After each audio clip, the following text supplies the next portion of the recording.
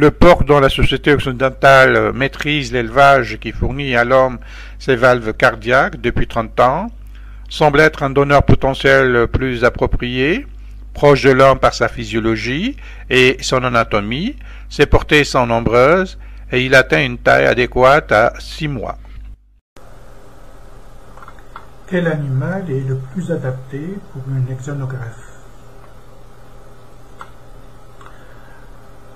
Le singe. Le primate serait probablement une possibilité pour la xénogreffe, mais cette espèce animale est protégée et représente une source incontrôlable de transmission de virus à l'homme. Les scientifiques étudient plusieurs solutions telles que réaliser des porcs transgéniques afin de réduire les risques de contamination et d'autre part en cherchant de nouveaux moyens immunosuppresseurs pour maîtriser le rejet hyperaigu qui dépend essentiellement des anticorps préformés et du complément. Chez le porc, d'après les scientifiques, le porc serait plus proche psychologiquement ainsi que génétiquement de l'humain. Il est l'un des meilleurs animaux donneurs d'organes pour l'homme en raison de sa disponibilité due à un élevage intensif. Ainsi, le porc est privilégié dans ses recherches car il a un pancréas de taille suffisante et une insuline assez proche de l'insuline humaine. On pourrait alors greffer des pancréas de porc sur un humain afin d'augmenter la possibilité biologique entre l'animal et l'humain. Les scientifiques ont créé des porcs hybrides. Ploufrancran en Bretagne maîtrise déjà ce type d'élevage ainsi que la société britannique Imutran qui produit depuis 2 ans des porcs transgéniques malgré une hygiène la plus rigoureuse possible. L'organisme ne peut éliminer les rétrovirus qui sont intégrés dans le patrimoine génétique et élabore donc des méthodes d'analyse pour détecter des rétrovirus inconnus. La science médicale trouve chez ces 2 espèces une parenté jamais soupçonnée par le commun des mortels. Il a fallu que la xénogreffe montre par ses expériences chirurgicales la possible prouesse de transplanter des organes d'animaux sur des sujets humains. En effet, la xénotransplantation montre que le singe et le cochon possèdent des organes semblables aux organes de l'homme, disant qu'ils sont très proches et deviennent compatibles avec l'aide de médicaments dits immunosuppresseurs, réduisant la réaction de rejet. Comment les incubateurs seront utilisés pour la transplantation?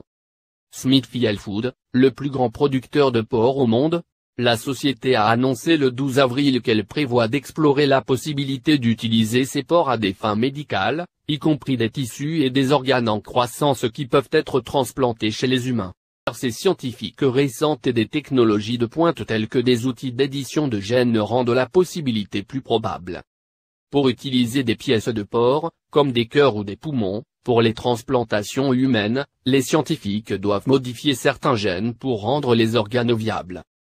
En avril, Smithfield a rejoint un consortium public-privé d'ingénierie tissulaire, financé par une subvention de $80 millions du ministère de la Défense des États-Unis. Smithfield a également lancé une unité distincte, Smithfield Biosciences, pour superviser ses projets médicaux. La plupart des matériaux de porc que Smithfield vend sont utilisés pour fabriquer des ingrédients dans des médicaments qui traitent des affections telles que l'indigestion et l'hypothyroïdie. Par exemple, la société fournit des muqueuses, une membrane intestinale de porc, aux entreprises de soins de santé pour créer de l'héparine, un diluant sanguin qui empêche la coagulation dans des chirurgies. Les parties n'ont pas encore été utilisées pour développer des cellules humaines. Alors que Smithfield est l'une des plus grandes sociétés qui s'aventure dans des transplantations de porcs et humains, ce n'est pas seul. Le démarrage biotechnologique et Genesi, qui a permis d'amasser $38 millions en mars, utilise un outil d'édition de gènes permettant de rendre les organes de porc viables pour les transplantations.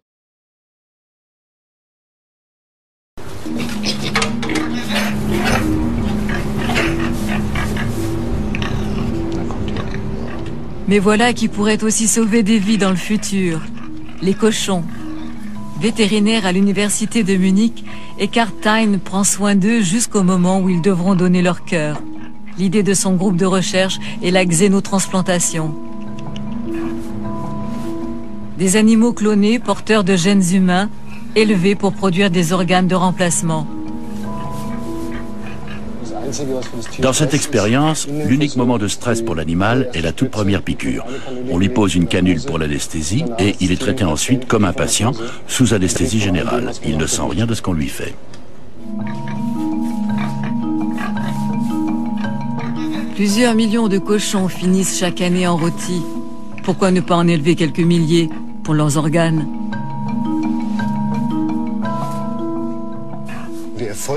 Une xénotransplantation réussie serait la solution idéale pour combler l'énorme manque d'organes à greffer qui touche l'Allemagne comme le reste du monde. Chaque jour, plusieurs milliers de malades meurent faute de dons. Bénéficier de cette technologie serait une option pour maîtriser ce problème à condition qu'elle soit fiable.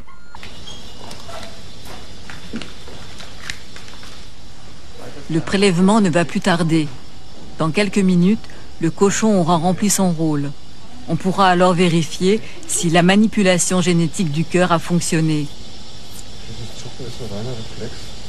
Eckhard Thein ouvre le thorax de l'animal.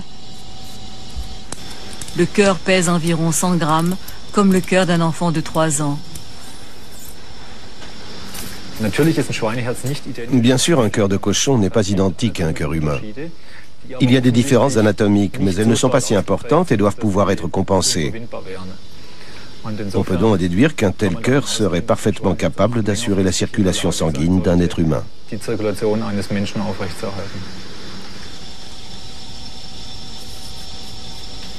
Mais à l'évidence, le corps humain a un problème de taille avec les organes d'origine animale. Le problème est qu'en implantant un organe étranger dans un corps humain, nous y introduisons une grande quantité de substances inconnues. Il se trouve que l'organisme a pour obligation naturelle d'identifier les corps étrangers et de les rejeter. Il le fait grâce à différents systèmes de défense, dont l'un est le système dit du complément, associant des structures antigéniques aux anticorps que nous portons tous en nous et qui finissent par détruire les antigènes étrangers. La tentative de créer des animaux génétiquement modifiés et la transplantation à l'homme de leurs organes revient à essayer de couvrir les vaisseaux des organes animaux d'antigènes humains. Ils doivent, comme on dit, exprimer des protéines humaines qui vont freiner les réactions de défense, soit de rejet chez le receveur.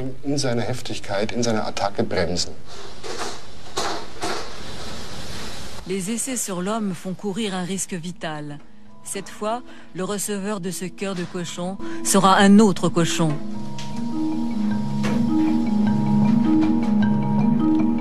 Mais pour Eckhard Thein et son équipe, il s'agit d'étudier les réactions de rejet et la tolérance de l'organisme receveur. Si ces éléments peuvent être maîtrisés, ces quelques centaines de cochons pourraient devenir des milliers, même si les protecteurs des animaux protestent déjà.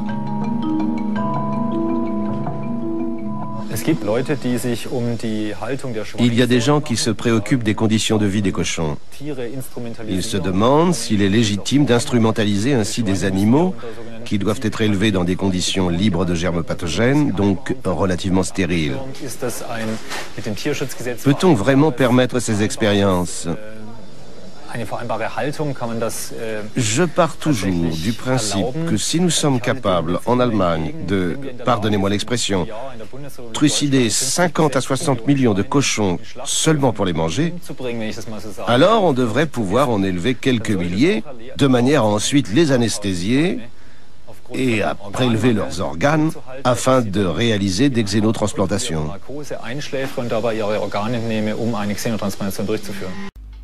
Des sociétés de biotechnologie ont développé des lignées de porcs transgéniques humanisées, entre parenthèses. C'est le cas de la firme britannique Immutron, qui dispose d'animaux exprimant le gène humain CD55, et de la société américaine Alexandre Pharmaceutical, dont les porcs possèdent des gènes humains CD59. Des expériences de xénogreffe de porcs sur des singes ont démontré la validité de la méthode.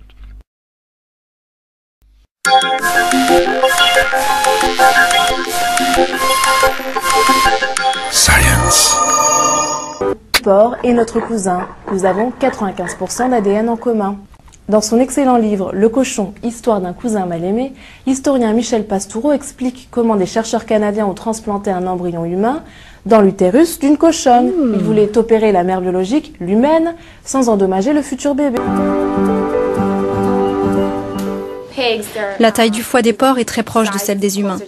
Donc, si on est capable de décellulariser et de mettre à la place des cellules humaines, alors on pourrait résoudre cette pénurie d'organes pour les patients atteints de maladies du foie ou pour des patients qui ont besoin d'un rein. Les chercheurs veulent voir s'ils peuvent rendre les foies des cochons viables pour les gens. Ils commencent avec des foies de porcelet qu'ils lavent. C'est une étape de décellularisation. Les cellules de porc sont éliminées tout en préservant une sous-couche qui sera ensemencée par des cellules humaines de foie.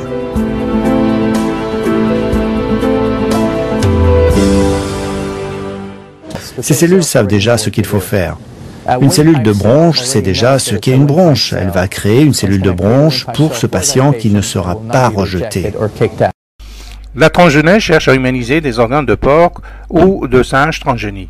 Cette tendance de recherche opère dans le sens de l'humanisation des organes d'animaux. La transgénèse essaie dans une large proportion à transplanter l'organe animal dans le corps humain. Au laboratoire, les chercheurs substituent des cellules pour rendre l'organe animal compatible et adaptable au corps humain. Les praticiens de la biochirurgie quêtent dans cette voie afin d'éliminer les phénomènes de rejet.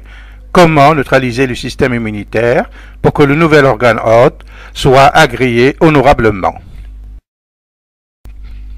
En fait, la création d'organes transgéniques n'est autre qu'un organisme génétiquement modifié, un OGM. La science en ce domaine cherche à faire de cet OGM en particulier des lignées d'organes humanisés.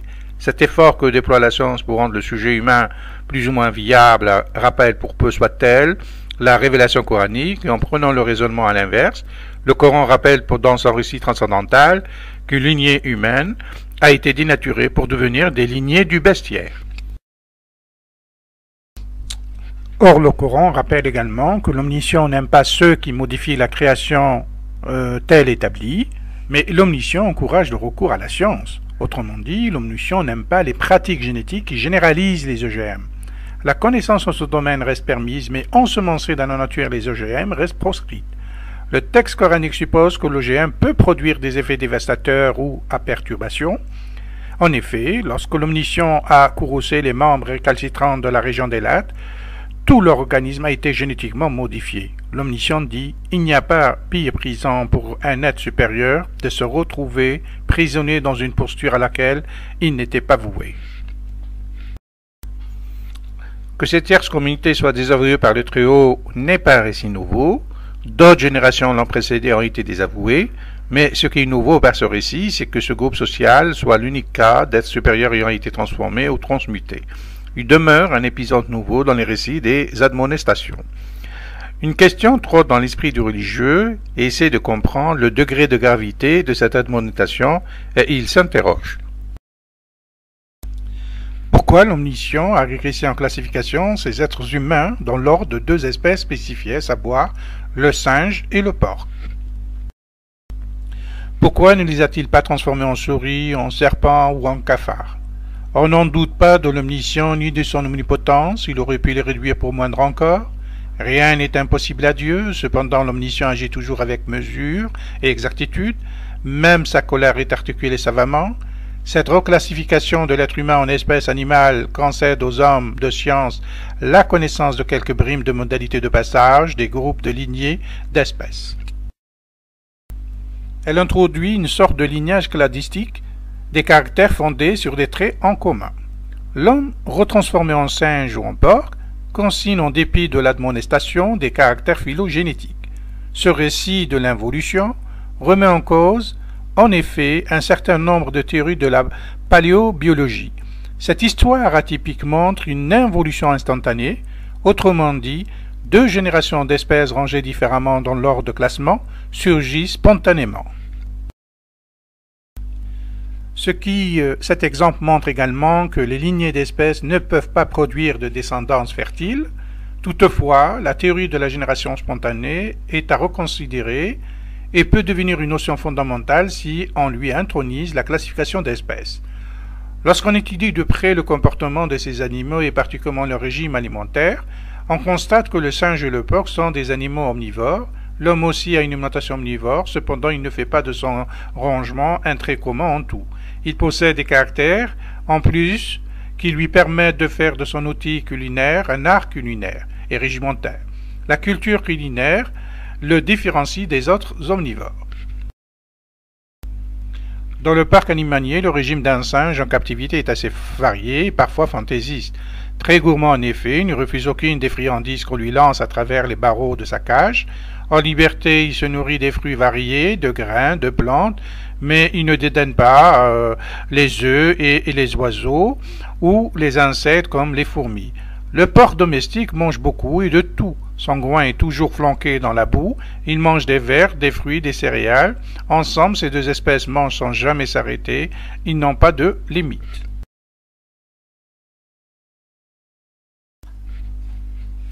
Lorsqu'on s'interroge sur le devenir de cette partie de la population maritime, l'on ne peut ne pas marquer une pause devant le sort terrible qui frappa cette population d'Eilat. Une punition qui n'eut jamais d'exemple dans les générations précédentes. Leur histoire s'apparente aux espèces radiolaires, des espèces qui surgissent et d'autres disparaissent au cours de l'évolution de la Terre, mais là, on est en présence des êtres supérieurs qui ont subi des transformations involutives. Le récit coranique évoque un récit social épiphénoménique, une transgression culturelle ou religieuse a pénalisé une population à une régression morphologique. L'homo culturiste, ou plus précisément l'homo spiritualis, n'a pas veillé aux valeurs culturelles et spirituelles. Ce sont des caractères intrinsèques qui font de l'homme statutairement le possesseur de l'intérimat. Cet intérimaire sur Terre a perdu ses galants d'être supérieurs pour rejoindre le règne du parc animalier. Si l'homme est rangé par son anatomie physique et alimentaire parmi les genres omnivores, la culture, les héros, et le range parmi les spiritualistes lorsque l'homme abandonne ses nourritures terrestres au profit d'une abstinence volontaire obéissant à l'ordre de la spiritualité. Et justement, cette population ne savait pas faire abstinence d'une journée de travail. Une communauté de pêcheurs qui ne savaient s'abstenir de pêcher le jour du sabbat. Une punition, dira-t-on, trop grande pour une simple sortie en mer, mais cette population, à l'instar des autres, a reçu des commandements divins. Dans les commandements de Moïse, Dieu avait prescrit cette loi. N'oublie jamais de me consacrer le jour du sabbat. Tu as 6 jours pour travailler et faire de ton ouvrage. Le 7e jour, c'est le sabbat qui m'est réservé à moi, le Seigneur ton Dieu. Tu ne feras aucun travail ce jour-là, ni toi, ni tes enfants, ni tes serviteurs ou servantes, ni ton bétail, ni l'étranger qui est dans tes portes. Commençons à penser en semaine. Oui, mais comment allons-nous penser en semaine? L'Éternel a créé le ciel et la terre en 6 jours. Le 7e jour, il s'est reposé. Nous allons suivre l'Éternel. Nous appellerons le 7e jour le sabbat. Et ce jour-là, nous devrons nous reposer.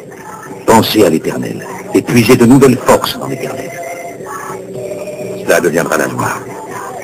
Ça deviendra la loi et ceux qui enfreindront la loi seront punis. Punis?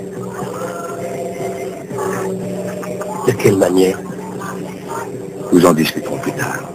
C'est déjà bien assez de parler du mécontentement de l'Éternel. Et croyez-moi, le jour viendra où cela nous semblera une punition suffisante.